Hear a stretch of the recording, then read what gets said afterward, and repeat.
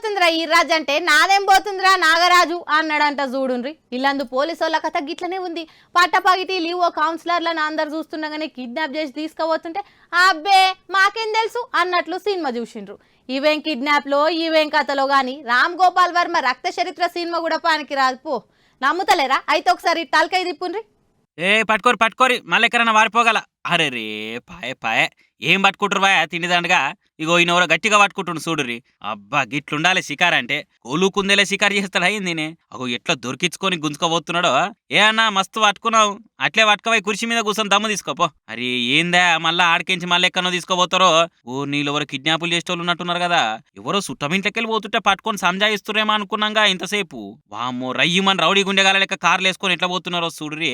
బాలేబాబు సినిమాలలో కూడా లేకపోయాగా ఇటువంటి సీన్లు. ఓ చీకటిలా కాదు మాపటిలా కాదు, పట్ట పైటిలో ఎట్లా కిడ్నాప్ చేసి కార్లు ఎక్కించుకోబోతున్నారో కదా.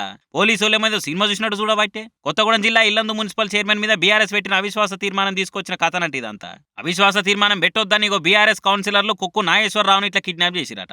అడ్డం వచ్చిన మాజీ ఎమ్మెల్యే హరిప్రియ నాయక్ ను దోషేసుకుంటా మరీ కిడ్నాప్ చేసిరట. ఏమో దీని వెనకాల ఇల్లందు ఎమ్మెల్యే కోరం కనకైనే ఉన్నాడని అంటున్నారు. ఆయనే కావాలని చేతులున్న చైర్మన్ కుర్చీ పోతే పార్టీల పతార తక్కువైతుందని ఇట్లా గుండెగాలని పెట్టిపించి కిడ్నాప్ చేయించినట. అయితే ఇది ఇట్లా అవుతుందని బీఆర్ఎస్ వాళ్ళకి ముందుగానే తెలుసునట.